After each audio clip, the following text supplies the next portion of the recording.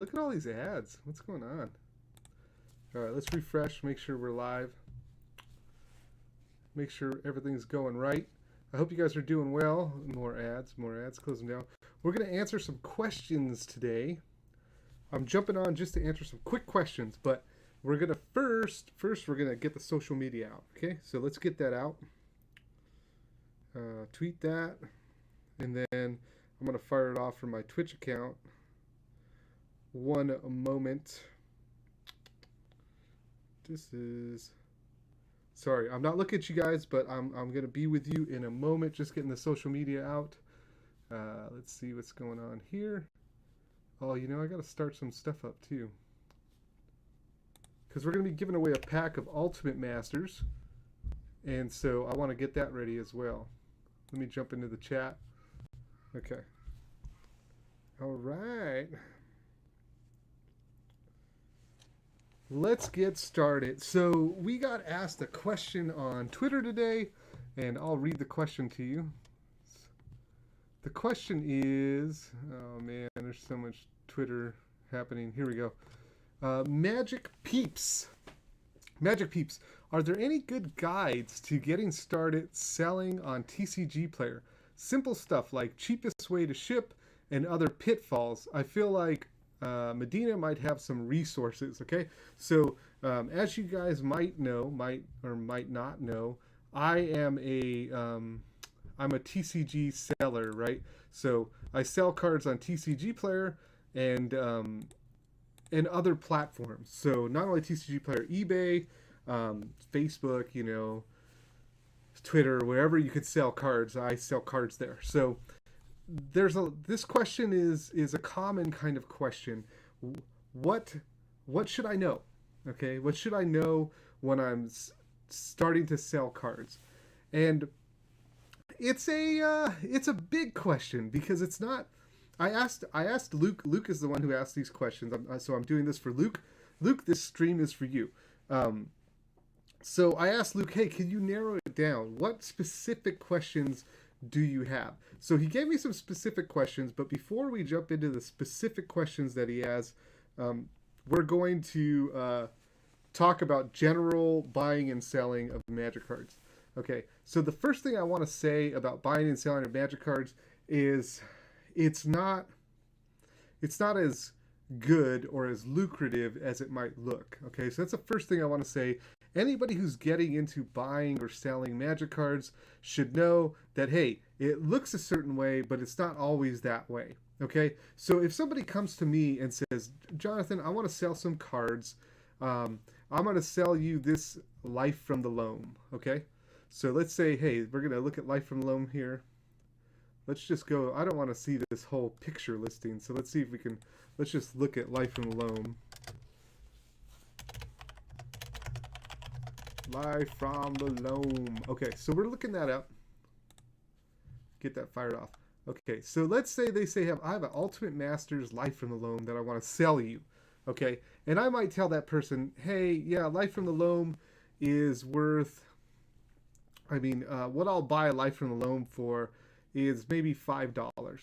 Okay, I'll pay you $5 for your Life from the Loam. Now, someone might look at that and say, wow, look at, you know, that's kind of like scummy, you know, the guy pays $5 and makes $6 on this Life from the Loam, right? But the thing you have to realize, and this is the thing, I'm saying this not to convince you to sell me your Life from the Loam for $5. I'm saying this for people who are interested in selling. The thing they have to realize is that we're not making $6 when we buy a Life from the Loam, right? So let's follow the workflow. Okay, so first of all, you're out. Okay, you're either out and about buying cards. Okay, so you're at like events or stores. Of course, you don't buy cards in stores or at the events. But if you're having conversations and it comes up to buy cards or collections, you know, visit the person where, you know, meet them somewhere and do business, but don't do business in other people's places. But anyways, you're spending time trying to acquire cards. You know, maybe you're looking at Facebook, or maybe you're looking at Craigslist, or maybe you're maybe you have some advertising dollars even in it. Maybe you've hired someone to draw you a little flyer, and you're passing that around the internet. Now, flyers, they don't exist anymore because we do it through online, but maybe you're passing that through your Twitter or something like that. So you've already invested something, whether it be time or money, to be available to get cards. Okay, so think about that. That's an investment. Okay. So that's the first thing. Okay, so that's intangible. We can't really mark that back. Okay, so now you get a Life from the Loam for $5, and it's time to sell it. Okay, there's a couple of things that have to happen. First, you have to grade it. Okay, now most cards. Hey, how's it going? 3 corner. I always say that wrong. How's it going, man? So the first thing you have to do is you have to grade it. Okay, because you're going to put it in inventory. It has to be, light play, near mint, heavy play, whatever, damaged, however you're going to grade it. Now, let me tell you something. Every card I sell on TCGPlayer is probably light play or worse. Okay, so unless I open the cards in packs. Now, this is a tip. If I could put a little, boo tip. Okay, so Luke, pay attention. This is first tip about TCGPlayer. Every card I sell is light play or less. Even if the card can probably pass for near mint, I'm always harsher on the cards that I grade for TCGPlayer. And the reason why is because 2 reasons. Okay, I typically want to take care of the customer. So naturally, my attitude is, hey, if I under promise and over deliver, my customer is going to be happy. So that's just a general, I like to do business like that. Okay, but even if you don't like to do business like that, TCGPlayer functions like that, which means the customer can do whatever they want. They could cancel for whatever reason. They could say, so you kind of have to yield to the customer's demands, and you don't want to tie yourself up. Okay, so pronounce it Croner. All right, that's better. Yeah, Croner. That's I'll be better about that. So you don't want to tie yourself up in all of this time that it takes to respond to customer requests. You just want to make them happy. Okay, the less time you spend typing messages, the more time you have to grade things, to enter inventory, this kind of stuff. So I always am more harsh on the grading than I am on other stuff. Now, with this example, it's going to be a little bit harder because Ultimate Masters was all just open. So most of the listings here are probably near mint if we take a look. Yeah, see, we don't see a lot of light play situation here. But the thing I was going to mention is you should always market light play unless you open the pack yourself. Then you can probably market near mint. Okay? In Battle Bond, you couldn't do that. With Battle Bond, the printing, the cardboard was so thick that when they cut it, it left some white stuff on the back. And so I had to mark them all light play pretty much. So even the fresh stuff out of the pack. So that would be the first tip. But so when you grade it, you're going to grade it and then you're going to put it in inventory. So after you grade it, you have to go on TCGPlayer on the interface and you have to type Life from the Loam. There's other ways to do it. You can scan it in, but we're just talking about what you're probably going to be doing. Because as we get to the questions that you had, we're gonna see that Luke is more doing small time stuff right now, just very small collections, not massive stuff. So he's probably not gonna be scanning things in. It'll mostly be entering. So you're spending time to grade, to enter, and then you put it on the site. Now, as I said before, a lot of times you are going to be competing. You're in a competitive market, okay? And so the price that you sell it for is gonna be responding to the market. Now, second tip, okay, so dealing with TCGPlayer, one tip I will say is it feels intuitive to try to beat the lowest price, okay? So when you go on TCGPlayer, it feels like you might want to just go here and say, okay, the lowest price is $10.69 plus 99 cents shipping, which is $11.68. So I'm going to go $11.67 and try to sell it. That's a tempting thing. What I will say is, unless you're in a hurry, don't do that. So tip number 2, always set market price. And this is for 2 reasons. Number 1, the cards will sell. You don't have to be the lowest price to sell cards. Set them at market, they will sell. Okay? And also, the second reason for that is because it's faster. It's faster. Now, I'll show you what I mean. Let me see if I can pull up my dashboard here. My TCGPlayer dashboard. Please hold. Now, I see another question in chat, and I will say that, hey, if you have other questions while I'm talking, great, ask them. This is for Luke, but I'm okay to answer your questions as well. Oh, and I forgot to mention, we're going to be giving away a pack of Ultimate Masters. So those of you who stick through my boring spiel about TCGPlayer will be opening up that pack and giving away the contents to somebody in the chat. So you got pretty good chances right now, I think. Now, this will not be available. I'm going to put it up here. This will not be available to you as a level 1 seller. But I think once you get past level 3, you can start doing this tab right here, which is called pricing.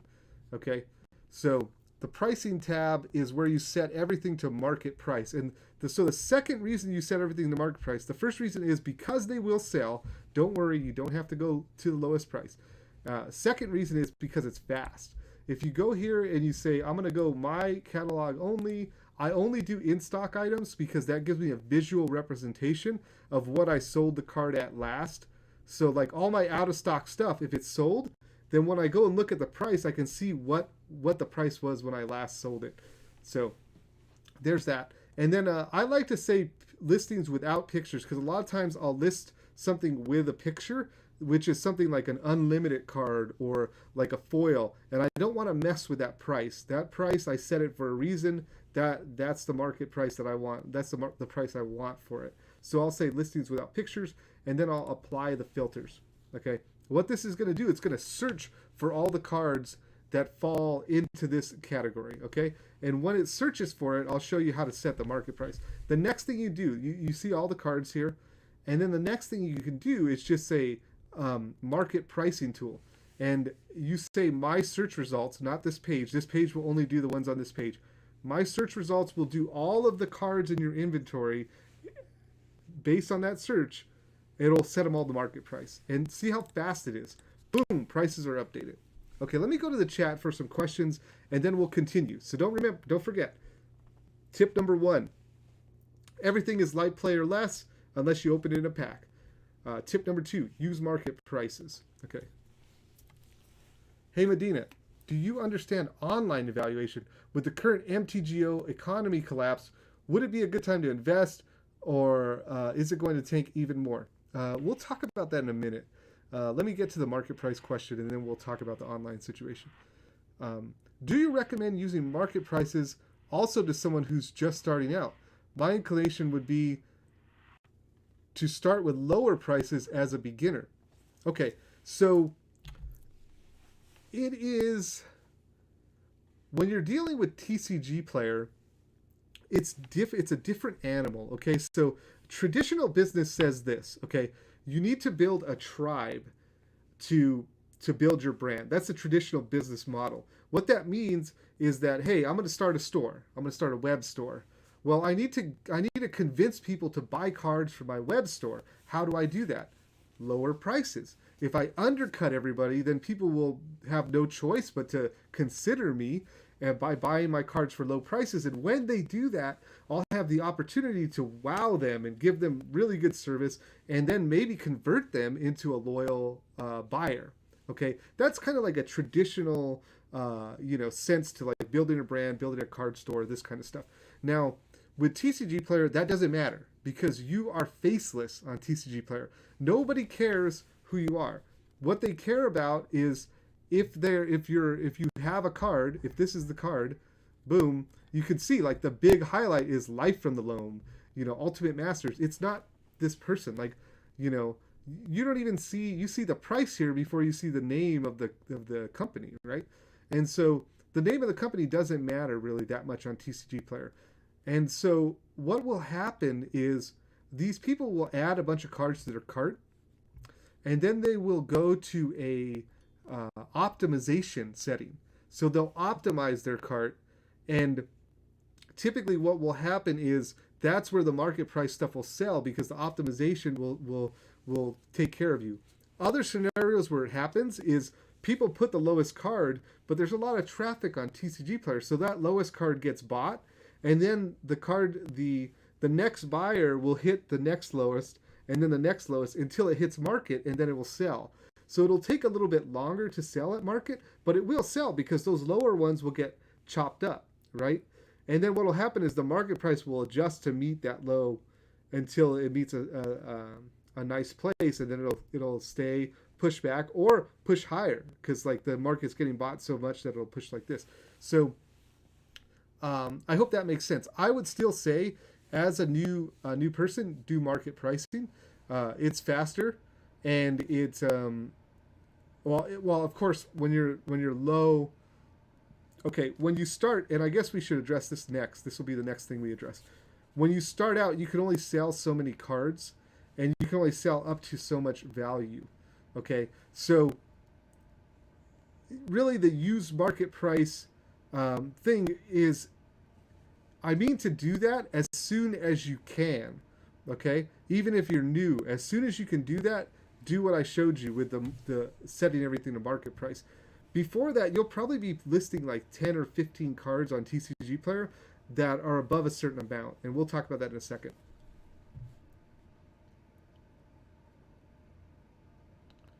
Okay, so Croner is asking, okay, the reason he asked that is because when he's buying, he looks at the review right here, this percentage, right?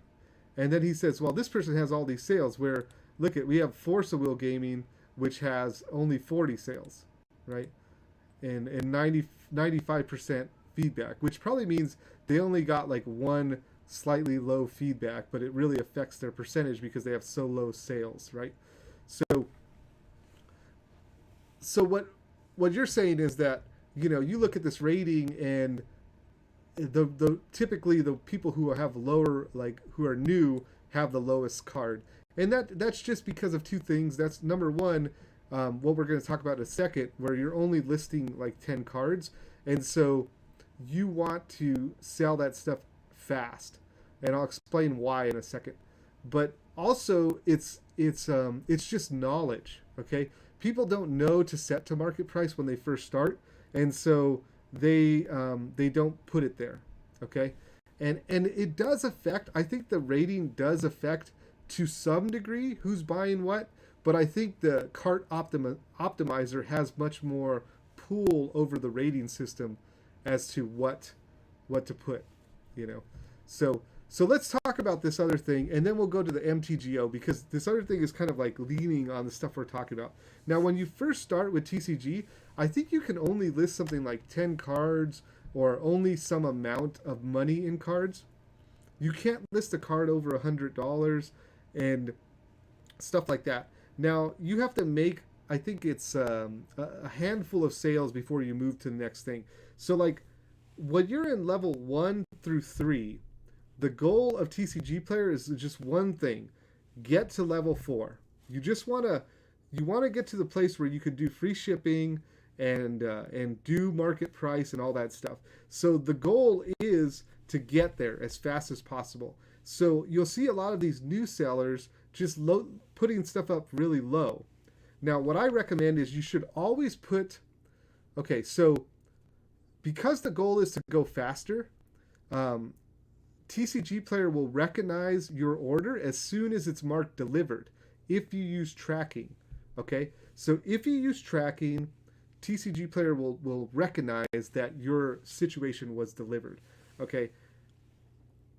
That means that in order to go the fastest you can go, the sauce that you have to mix together is the lowest price, okay, so that you're sure that it's going to sell fast, and cards above $20-$25 in that range, above that. So between $20 and $25, you want to be above that. The reason for that is because you can send with tracking any card, but think about it. Tracking is $2.66.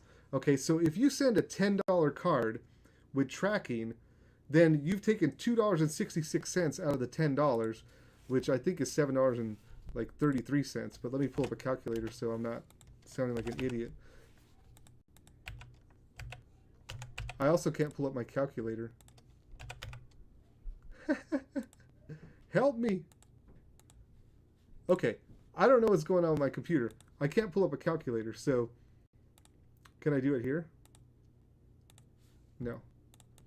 Okay, anyways, you get the idea. You don't want to send a $10 card because if you paid $5 for that card and then you're shipping it for $2 and then the fee is 13% or 15% if you mix in the PayPal fees, then you got you got $1.50 in fees, you got $2.66, that's $4.10 or $4.16 just in shipping and fees, and then you paid $5, that's $9.16, and then you end up with 80 cents for the $10 card you sold, which you don't want to do. So you want to sell higher cards fast.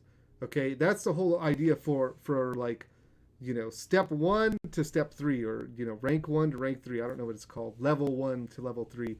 Just power through that stuff. Sell as much as you can above that so that you can move into the next tier. And with each tier, it improves your sales rate.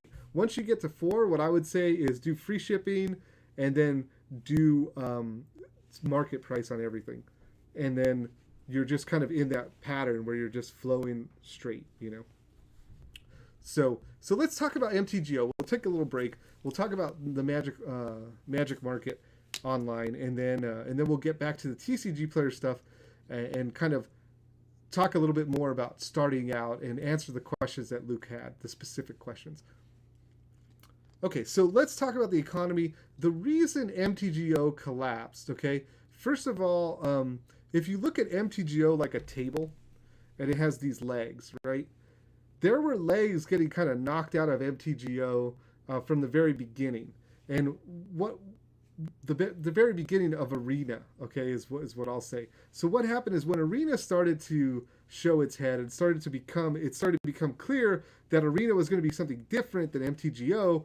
The table got a little bit shaky. One of the legs started to kind of jiggle. Okay, and Wizards has not been very forthcoming with the full plan. Okay, they say, oh, Arena's not going to replace MTGO, but they don't give us any true plan. And the reason is because they don't have a plan in the sense of, I don't think they have a plan okay, roll out Arena, take out MTGO, remove it, blah, blah, blah. I think they're just trying to see, hey, what's going to happen here? Is Arena going to be successful? If it is, then maybe we'll pull back on MTGO, push Arena more, which is what's happening. And then, then we'll see how it sits, and, maybe we'll do some moving around. And so before they knew it was going to be successful, they didn't want to say, hey, MTGO is going to be replaced, because then, they would just have a non-successful product and then a dying product because they were going to replace MTGO. And even saying that, if Arena died, if Arena was dead on arrival, then now people are worried that, well, Arena didn't work, but who says they're not just going to replace MTGO as soon as they get a chance? So they can't really say that. And so I think there's some tension there. They're trying to maintain the money from both. They want the money from Arena now that they see the Arena money. They want the MTGO money, which is good money. And so they're trying to balance that. Okay, so that was the table got shaky when Arena emerged as a separate product. And then what started to happen was the success of Arena. You start seeing things like, commercials with Danny Trejo and stuff like that. And you never seen that with MTGO. So now tables get even more shaky. And you start to see this decline. Also, they did some economy shifts within MTGO, which you can read about. There's an article, which is another thing that really set up this big crash. There's an article on Channel Fireball. I don't know where it is right now. I can't pull it up, but you'll find it. It's about the MTGO economy and how Arena's killing MTGO. But part of that article, what it said was that also there was a treasure chest issue. So they made these treasure chests, which drove the price of singles on MTGO down a lot. So, they're using the price of singles to determine the health of the platform, and they're saying Arena's contributing to that as well as this treasure chest issue. Some people say, hey, the treasure chest issue was much more of an issue than Arena is. Whatever the case, more legs of that table are getting knocked out, so the table's getting real shaky, okay? And so what happened last week was Wizards announced that they're going to put $10 million in prizes into, Arena and paper tabletop Magic. It sounded like tabletop Magic was kind of like an add-on, like a, just kind of like, oh, and by the way, paper too. But nowhere in the $10 billion picture was MTGO. Okay, so a lot of the pros and the people who kind of hold up MTGO were like saying, okay, well, if Arena's the future, if that's where the 10 million's at, that's where I'm going to go. And so you started to see prices get real unstable. Like that's one of the legs, the load-bearing legs of MTGO. Boom, knocked out. And because in the past, you see things like the Mox Championships, MTGO being a path to the Pro Tour, which it still is going to be, but a path to the Mythic Championship, not the Pro Tour. But people don't see that right away. They just see, hey, $10 million in Arena, $0 in MTGO. And so that created a big instability in the market. And then people were panic selling, okay? And what that caused is that the big bot chains like Card Hoarder, MTGO Traders, all these guys, which they basically back the MTGO economy, because when they say I'll buy your tickets at this much money, then hey, I can get money for my tickets, I can get money for my cards. They shut down buying last week, so they said no more. We're not buying anything, okay?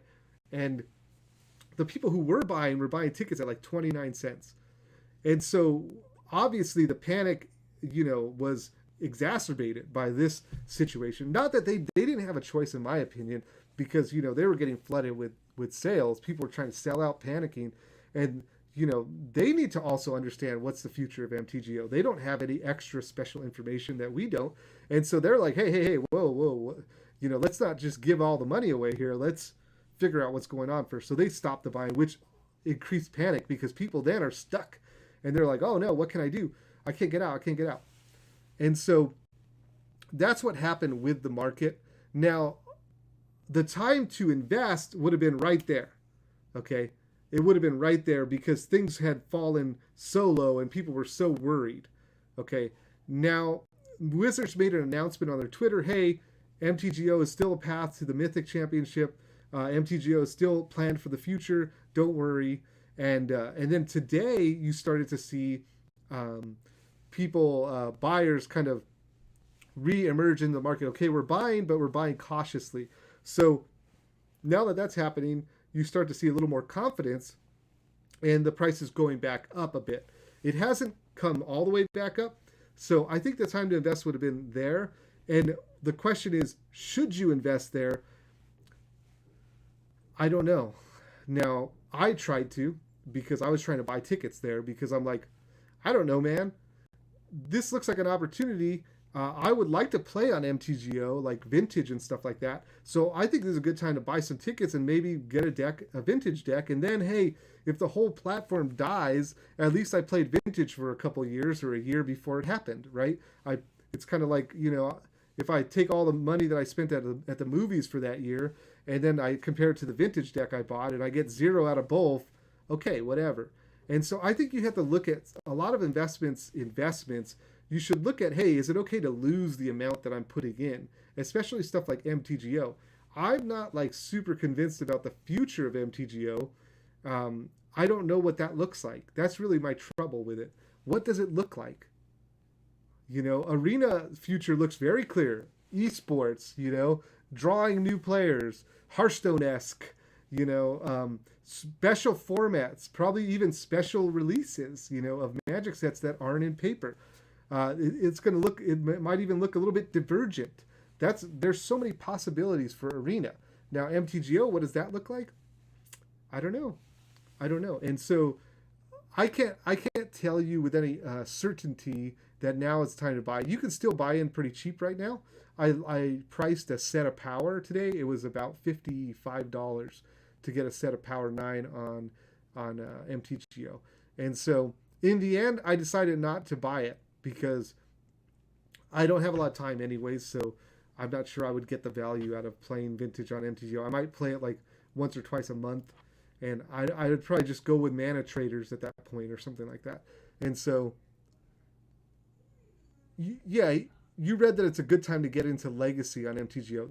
That's one of the things. Is like you're looking at like dual lands, like Underground Sea on MTGO is like six tickets right now. It's $5 or something, $4 a piece. So if you like Legacy and you like Vintage, it would be worth it to check in. Now, I would say if you're going to do it within this week, because I think by next week things may have recovered a little bit more, and so the earlier you do it, the better. I hope that answer is sufficient. I hope that makes sense. At the very least, I want to describe what happened so then you can use your own mind to determine, like, is that stuff valid or is it not? And should I put my money in here or should I not? And I think it's more, if you're going to invest in it, it shouldn't really be an investment for the sake of returns, right? Because some things are more sure than the return of MTGO or the returns that will be had on MTGO. Like the prices of Ultimate Master singles are so low right now that the returns expected on those are just almost certain that those cards are going to go back up and that you're going to reap returns on that. And the returns are probably going to be better than the returns you would get in MTGO. So like if you want to play, yeah, look in there now, try to buy in quick as you can. If you're looking to invest money, the investment should always kind of just like, investments are whatever, like, hey, the thing that you can get the more money at, do that, right? Why not? So let's. I'm gonna have some water, and then we'll get back into the TCG player for beginners.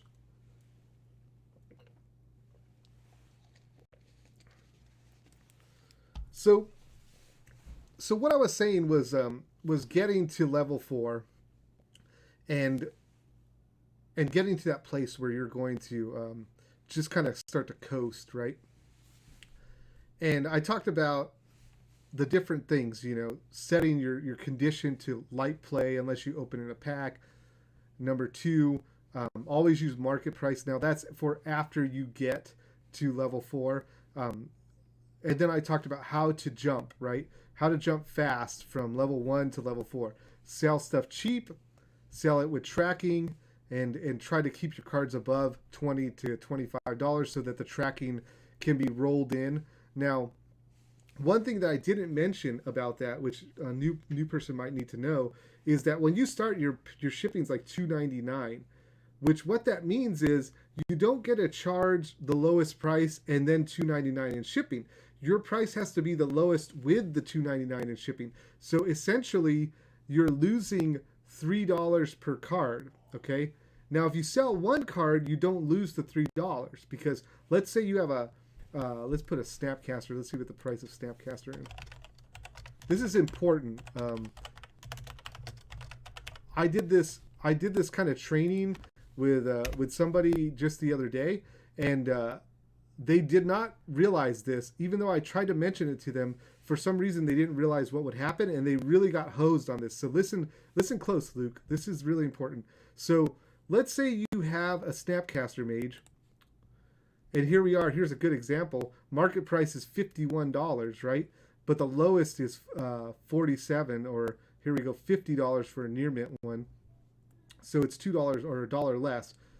Or if you want to be the lowest, you want to be 47 or less.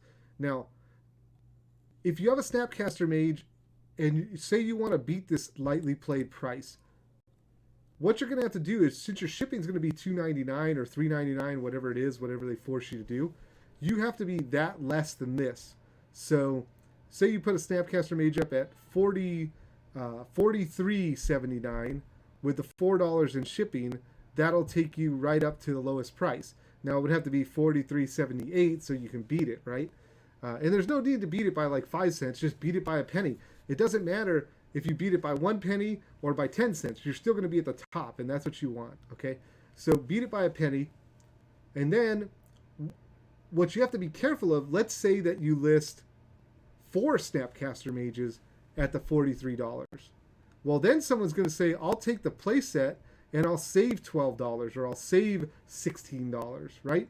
Because what you're expecting is to sell one at that price and then the $2.99 just go toward your shipping. But if they buy multiple items from you, then they're going to get a $4 discount or a $3 discount on the lowest price. Okay? So you have to be super careful about that. Either be able to lose that money when you do that, or list like one card at a time, or try to list cards that don't go together with each other. That kind of thing, you know? So the best way to just not get hit, and this sounds super weird, but is to sell one card at a time. Otherwise, they're going to be able to like bunch a bunch of cards together and then get you for that $4, right? So that's something to remember. Okay, let's what else do new people need to let's go to Luke's questions, and maybe that will bring up some other things to be mindful of as you're starting to sell things on TCGPlayer. So we're going to go to his questions. Okay, how do you determine, the first question, how do you determine postage? What's the cheapest postage? Okay, the cheapest postage you could get is by signing up to stamps.com or Indicia or some kind of postage reseller. Not really a reseller, but like a program that allows you to print a lot of postage at once. And so I use stamps.com, and what you do is you get stamps for 47 cents. I think it's 47. Oh, I got stamps right here. So 47 cents each. Now, if you go to the post office and buy them, I think they're 50 cents or 51 cents. So you save like 3 cents per stamp, which if you're doing 100 orders, that's $3, right? You save. And so you have to figure, okay, it's $20 or $15 to be part of this program. That means that if it's $3 for 100 orders that you save, then you have to do, let's see, you have to do 500 orders before you get that $15 back, right? And so think about that. It might be worth it for convenience sake. I like it because I could just print all the postage here. I don't go to the post office unless it's to drop off large bales of orders, stacks of envelopes and other stuff. I just drop it off there. I don't go there for postage though, because I have it here. So the cheapest postage is 47 cents, and that will hold an ounce, which is about 7 cards, a top loader, a team bag, and an envelope. That's about an ounce, okay? 7 cards, a top loader, team bag, and an envelope. So you could get a whole order and the piece of paper for the invoice. So that'll be about an ounce or less. So you could ship that for 47 cents. Now, 7 cards is a little bit rough, because what they do is they put that paper, they put the envelope through a postage machine, so it just goes whoa, whoa, whoa. And so if it's thick, okay, what'll happen is it'll go in the machine and then get caught. So you have to be super careful. That's why I always fold the order 3 ways into the paper, so that the paper will get hit first on the machine, and it'll force it through without ripping. And so you don't want like ledges. If the envelope edges are like sticking up, it's always good to tape those down so they go through really fast. Okay, you don't want and I always do that with low orders. So if the order is under $10, then I'll ship it in a 47 cents envelope. Okay, if it's above $10, then I will ship it in a 68 cents. Yeah, 68 cents envelope, which is the 1 ounce stamp plus 21 cents for non-machinable. And then you want to get yourself one of these stamps. Just stamp on it non-machinable on the front, stamp non-machinable on the back. What that means is they don't put it through the machine, they handle it.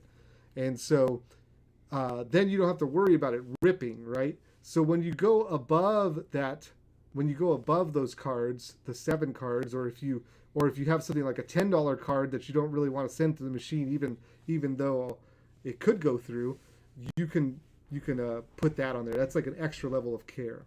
Okay, so that's the lowest shipping, and always factor that into your pricing. Okay, because you remember something to keep in mind. I'll do the anatomy of a $2 order. Okay, so let's do the anatomy of a $2 order so you understand. Let's say you sell a card for $2, which is the minimum order price on TCGPlayer. That means that $2 is the lowest someone can order from you on TCG. So let's say they find a card for exactly $2 and they order it from you. Well, let's look at the card. So the card, $2. So we're going to times that by by 15. I always use 15% because 15% is the fees between PayPal and TCG Player, because PayPal charges like 2.9%. TCG Player might charge 12 something, and so when you put them together, it's 14 something. I always round up because that helps me to keep within my budget and this kind of stuff. So round up to 14%. So we're gonna or 15%. We're gonna times it. $2 times 0.85.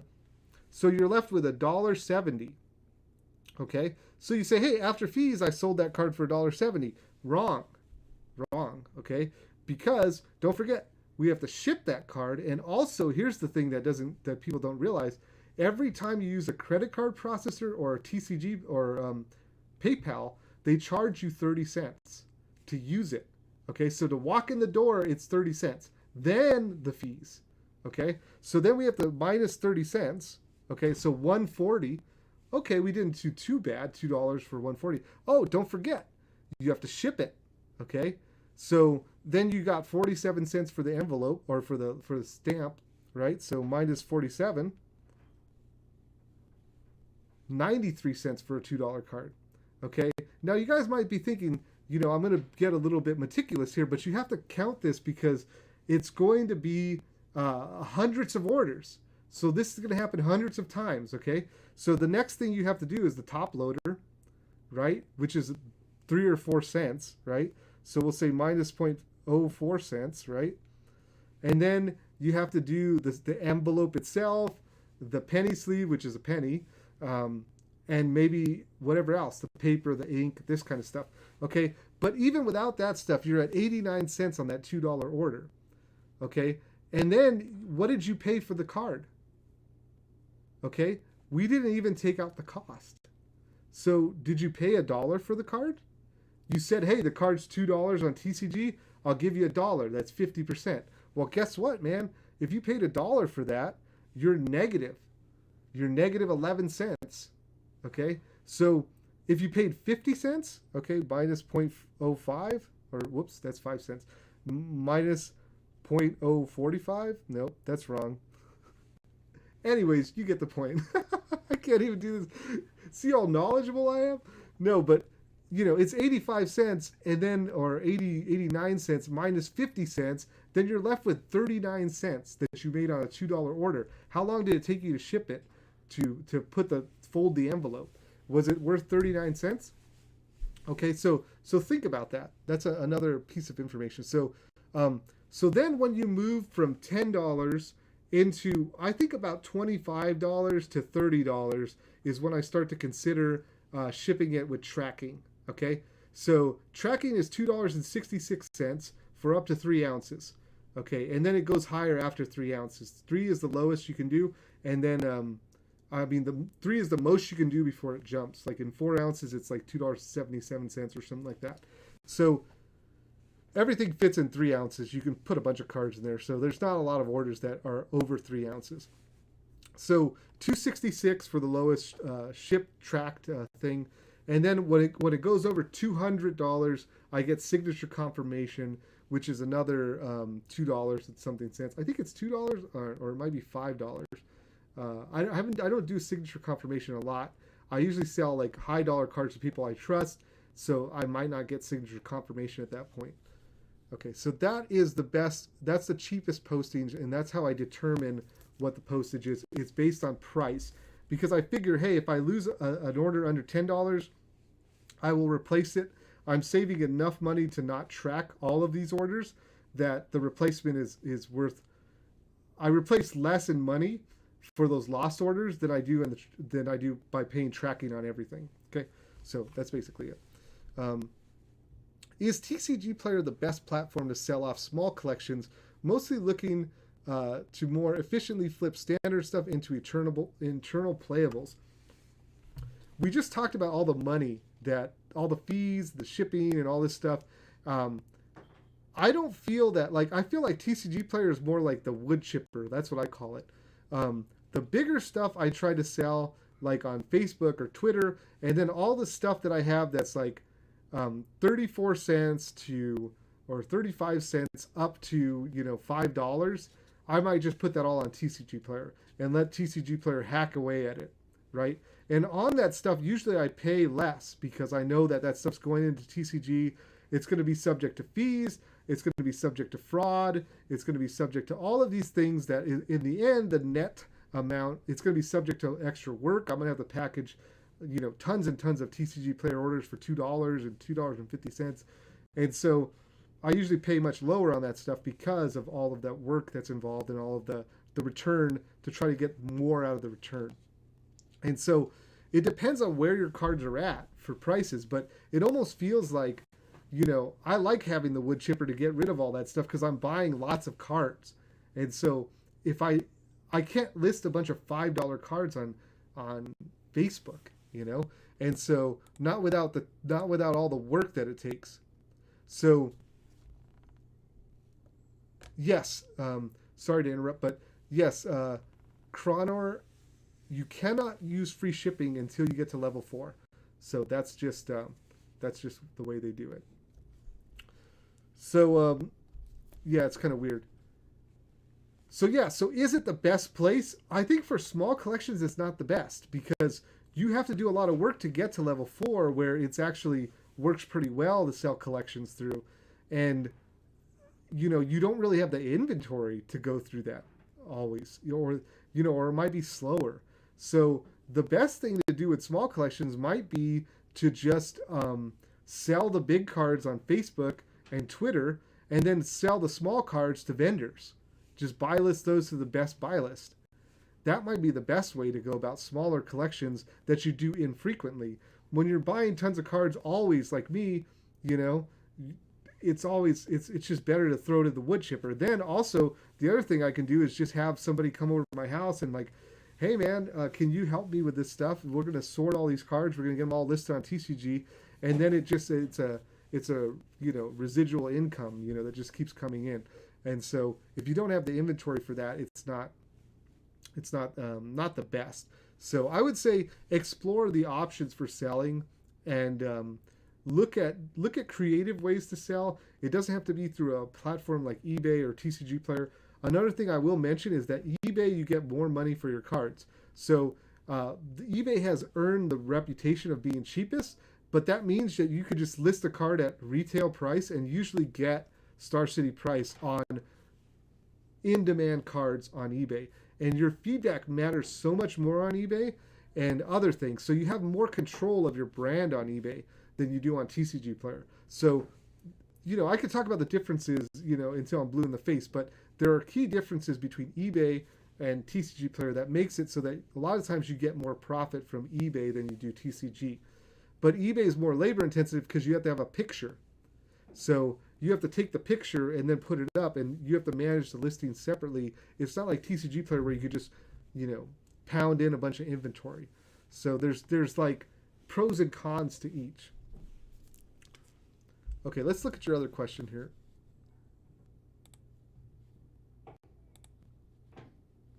If I can find it. Any tips for getting sales? Is it worth to try to get into any of those TCGPlayer direct programs? Thank you. So tips to getting sales, we talked a lot about that.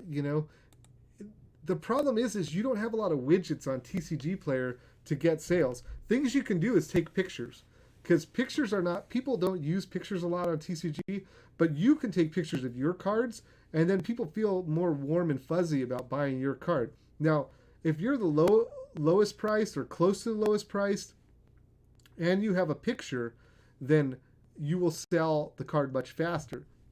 Remember, I say no to lowest price unless you're trying to race from 1 to 3. So if you're still on that plan, consider putting pictures. That will get your card sold faster. Maybe you can even be like the second or third lowest with a picture. Who knows? Another thing you can do is share your TCGPlayer link. So you have a store link, and it'll say like shop from this seller, and it'll show your feedback. You can send it to your friends and family or people who play Magic who you know and say, hey, if you guys need anything that I have in my store, please consider buying it from me. If I need to adjust the price, let me know, because that will initiate sales among people that you know. And so that's one tip. But again, not a lot of control on TCGPlayer about getting sales. Now on Twitter, I can tell you all about getting sales, or on Facebook, because you have more widgets, you have more ways to influence people, or more ways to control your product, right? So I think that's the last question from Luke. I think this was pretty, I wouldn't say comprehensive, but this is a good, a good stream for an introduction to things you should think about.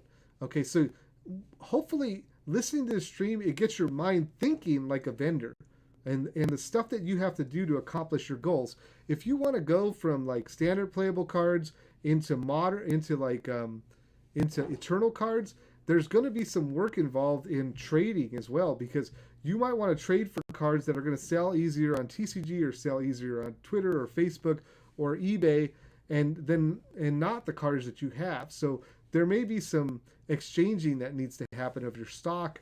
I like to trade a lot because I like to just mix my stock up, you know. I like to have different stock, rotating stock that moves with the trends, not stock that is old and stagnant, right? And so I hope this has been helpful. Is there any other questions before we go? Because I'm going to give away a pack of Ultimate Masters. For those of you who hung out here, let me see if I can get my other cam going here. Let's see if this is going to work. This might not work. Come on. I don't know if it's working. Let's see if I get my desk cam live. Okay. This isn't going to work, but I'll open it in so you can see it.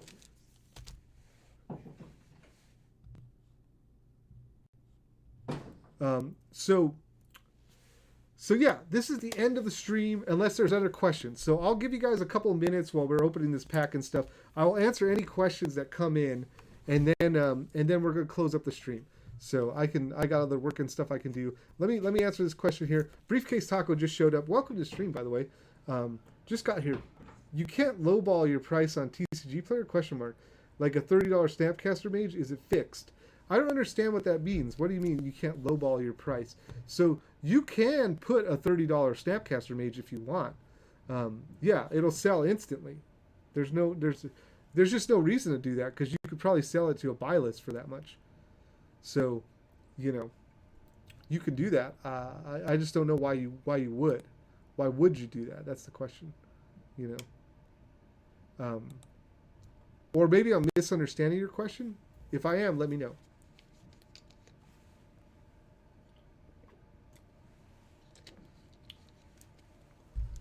Okay, so I'm going to start a raffle. Let me fire this off with my MooBot here.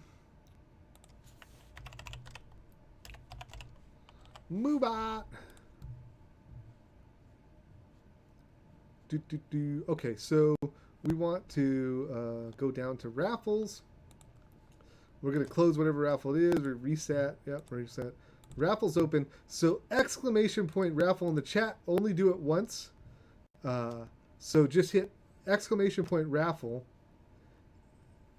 Make a random player happy. $10 Snapcaster Mage. And only do that once. Okay, so let's see. Do more people use eBay than TCGPlayer? So there are more people. Okay, I don't know. Yes. Okay, the answer is yes, but I don't know if more people use.